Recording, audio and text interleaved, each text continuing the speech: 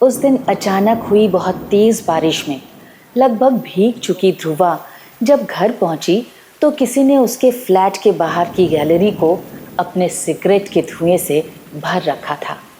उस दम घोंटू धुएं में अपने दरवाजे पर सांस रोके खड़ी वो जल्दी जल्दी घर की बेल बजाने लगी। उसके ऐसे बेल बजाने से निश्चल हड़बड़ी में दरवाजा खोलता है, लेकिन उसको ऐसा भीगा देखकर मुस्कुराते हुए कहा, लगता है भीगने से तुम्हें ठंड लग रही है, तभी इतनी बार बेल बजाई जा रही थी। घर के अंदर आते ही ध्रुवा ने तेज सांस छोड़ते हुए कहा, नहीं, ठंड नहीं लग रही।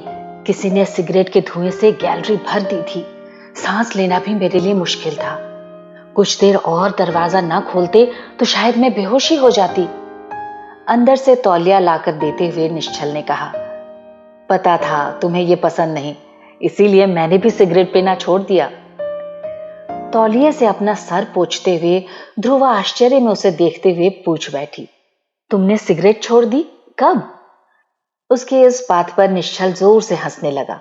वाह, 6 महीने हो गए हमारी शादी को, अभी तक तुम्हें यह भी नहीं पता चला कि मैंने एक दिन भी सिगरेट नहीं पी।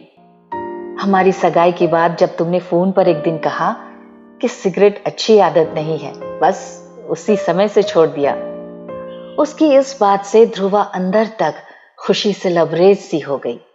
उसे विश्वास नहीं हो रहा था कि बस एक बार उसके यूं ही कह देने से निश्चल सच में सिगरेट छोड़ देगा। उसके बाद भी जानबूझकर उसने उसे छेड़ते हुए कहा, मुझे लगा शायद ऑफिस में पीते होगे मुझसे छुप छुप कर। उसके छेड़ने की आदत से पहले से परिचित निश्चल भी बनावटी नाराजगी दिखाते हुए तौलिया वापस उसके हाथ से लेते हुए बोला, मैंने तुम्हारे लिए क्या क्या छोड़ दिया और तुमने ध्यान तक नहीं दिया। सिगरेट के साथ बियर भी छोड़ दी और तुम्हें परवाह ही नहीं। ये सुनकर तो ध्रुवा सुखद आश्चर्य में गोते लगाने लगी। उसे भी लगने लगा कि कैसे उसका इन बातों पर ध्यान ही नहीं गया। उसे तो ये भी याद नहीं था कि शादी के पहले निश्चल ने उसे कभी कभी बियर और सिगरेट पीने की बात बताई थी।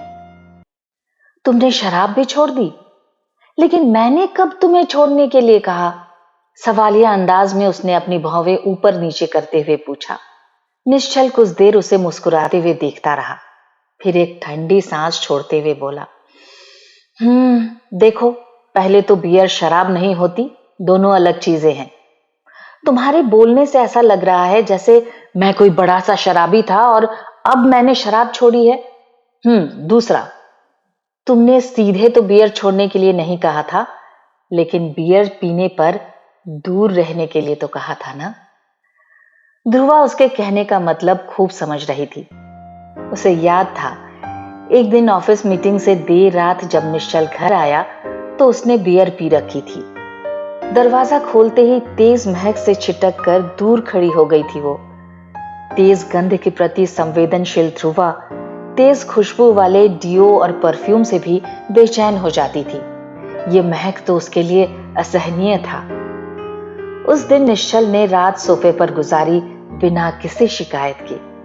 वो ध्रुवा की परेशानी को समझ रहा था, इसलिए वो पहला और आखिरी दिन बन गया जब वो ध्रुवा के सामने बियर पी कर आया था। एक शरारत भरी मुस्कान के साथ ध्रुवा ने पूछा, कहीं बीवी और बियर में से बीवी चुनने पर अफसोस तो नहीं हो रहा? निश्चल उसे बस मुस्कुराते हुए देखता रहा और हौले से उसका माथा चूम लिया। उसने कोई जवाब नहीं दिया क्योंकि वो जानता था कि ध्रुवा के पास इसका जवाब भी पहले से है। ध्रुवा ने उसे कसकर गले लगा लिया और कानों में धीरे से कहा, चाय पियोगे? मैं बनाती हूं।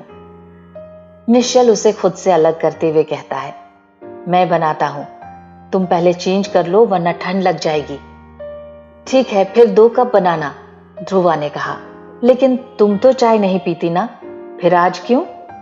बस तुम्हारा साथ देने के लिए। अंशुमाला की लिखी छोटी सी कहानी तुम्हारा साथ आपको कैसी लगी हमें कमेंट बॉक्स में लिखकर जरूर बताइएगा। आपको अगर हमारा काम अच्छा लग रहा हो तो हमारे चैनल को लाइक, शेयर और सब्सक्राइब करना बिल्कुल मत भूलिएगा। शुक्रिया।